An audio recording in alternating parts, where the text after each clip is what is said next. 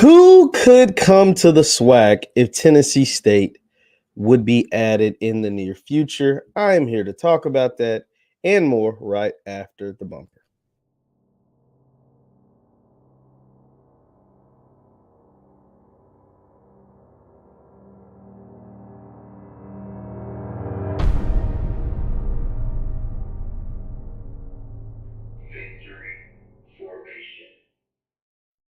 What's good people? My name is JeffLightsYJr here with the Black Boss channel and Victory Formation. Thank you guys for tuning in. Be sure to hit the thumbs up button, like, share, subscribe, and notification bell because we upload every single day. Now, I saw this interesting, I don't know if I want to call it a debate or what, but it was an interesting thing. And I said, I think I'll touch on this. It was about the adding of new SWAC teams and potentially adding Tennessee State, but not only Tennessee State, but a name that I just didn't think I'd see when it comes to adding schools or potentially adding schools to the SWAC, and that was Clark Atlanta. Now, obviously, CAU is down there in the Atlanta area, and Clark Atlanta and Atlanta itself just is very attractive. And to add a city like Nashville, this is all hypothetical, by the way. This is not me reporting anything. This is not me, suggesting anything. I mean, maybe I am suggesting it, but it's not me having no inside sources to anything that the SWAC is doing. But a lot of people have, seen, and even Tennessee State and head coach Eddie George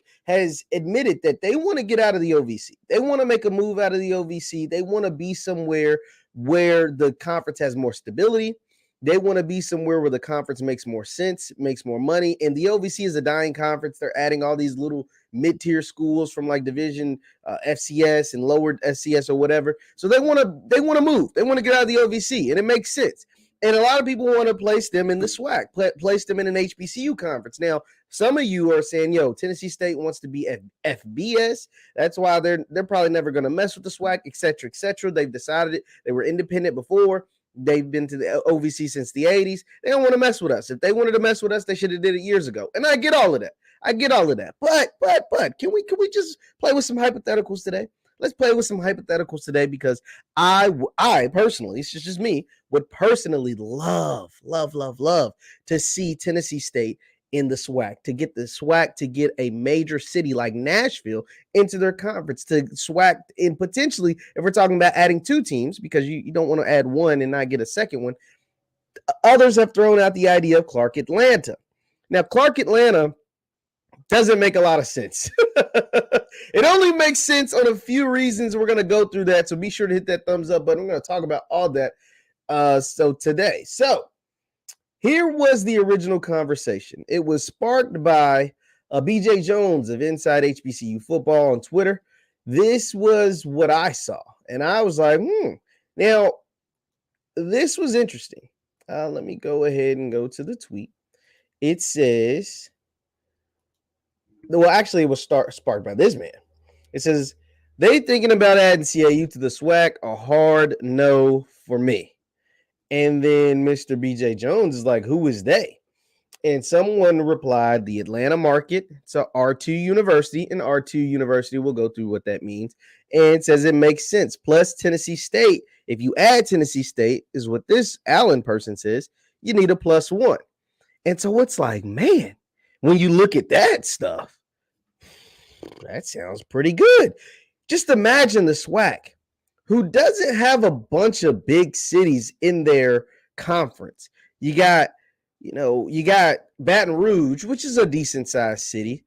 And you got Jackson, Mississippi, which is a solid, decent sized city. But outside of those two, you don't really have a bunch of major markets in your conference. If you were to add Nashville, which probably has roughly around 2 million people in the Nashville metropolis area, and you add Atlanta, which has about 6 million people in the metropolis area, imagine if those people got involved or got interested, not even all of them, but a fraction of those folks got interested in what's taking place with the SWAC, got interested in what's taking place with HBCU sports and HBCU football specifically. It's a nice demographic to have. It's a nice big chunk of people to add to this, to this avalanche that we're creating as far as media on the field, personalities, et cetera, to this HBCU sports thing. That's pretty cool when you think about it.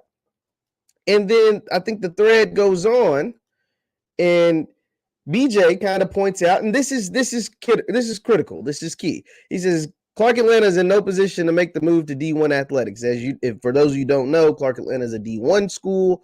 A D2 school, and they're not doing the best at the D2 level. And remember, that move has to occur prior to the conference invite. Then a really, really smart man by the name of Mr. Kenyatta Cavill says the SWAC has 5 of the 11 HBCUs R2. So basically saying they offer like the doctoral universities and high research activity. They've got FAMU, Jackson State, Prairie View, Southern, Texas Southern. The other 6, so they have 5 of the 11. So they have damn near half of them. The other 6 are Clark Atlanta, Howard. What school is this? I don't even know what this is.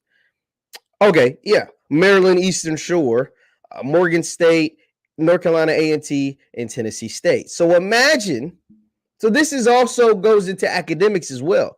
If you're the SWAC and you were able to add Clark Atlanta and Tennessee State, you would then have 7 of the 11 HBCU schools that are doctoral universities and that have high research activity. That's good for branding. That's good for academics. That's good when you're going out to recruit non-student athletes and say, hey, you know, our conference, our people, our schools are great academic universities as well, not just athletic. So that would be a cool, really cool pitch. Now, going back to BJ's tweet, it says they're in no position. He's not lying. He's not lying, because let's go look at the Clark Atlanta football team. So we're starting in 2015, and we're going to go up from 2015. Let me make sure you guys are seeing what I'm seeing. So back in 2015, they went 1-8. I'm like, okay, you know, it's not good. Now you got to remember, they're playing a D2 schedule.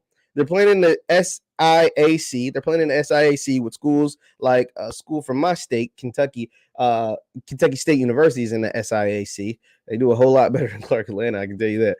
And so let's go to 2016. 2016, they went 5-5. It went 500. Okay, so, you know, a 4-game improvement from the year before. So 2017, what did they do? They took a step backwards. they went 4-6, but it's okay. You know, it's okay. And then 2018, they took another step backwards, and we're going in the wrong direction, guys. And then 2019, they didn't win a game. They didn't win a game in 2019. So, yeah, Clark Atlanta moving to the SWAC. BJ's right. They're not in shape to move to the SWAC. Well, you said, well, Jeff, what about 2020? Well, 2020 was ravaged by COVID. So you go there and there's no games to report on. But the 2021-22 season, they went 2-8. Yeah. So yeah, Clark Atlanta, that's a long shot. But we can all dream. For those of you who would like to see it happen, you can keep dreaming. I don't see it happening. Even the Tennessee State thing is a long shot, because most of you believe Tennessee State wants to be an FBS program. And so you don't want them to use the SWAC as a stepping stone. But Tennessee State, as of right now, is in no position to be an FBS program. I think they would do really well in the SWAC. I think having them and having that Nashville market in the SWAC would help a ton. It would help not only them as far as their exposure and things like that. It would help their home attendance. They would even get, you know, some of their fans and alumni to travel to SWAC games. You don't think people would travel? Tennessee State fans would travel to see Tennessee State go play Jackson State at Jackson and not just in Memphis? You don't think Tennessee State fans would go see Tennessee State travel to Grambling or Baton Rouge to face against Southern or even Alcorn? I think that would be a big deal. Clark Atlanta, the same. I mean, the SWAC, the Celebration Bowl is already held in Atlanta. Just Clark Atlanta just isn't, they just aren't there yet. But, you know, we can all dream. If Clark Atlanta is able to make some moves on the football field, maybe that is a possibility. I don't know. But it is something that would be really cool because, like you said, they have that Atlanta market. They are an R2 university. if Tennessee State is serious and could possibly move into the SWAC, you would probably need another team to come with them. If Clark Atlanta had their act together, maybe that could be something that we could consider. But we can all dream. Let me know what you think in the comments down below. Let me know what you think in the comments down below. Once again, my name is JeffLightsYJr. with the Black Boss channel and Victory Formation. Thank you guys for tuning in. Be sure to hit that thumbs up button. You can look at my Twitter and Instagram. Follow me on Twitter and Instagram where I post all this stuff at first. Thank you guys for tuning in. Hit that thumbs up button on your way out, and I will see you next time. Peace.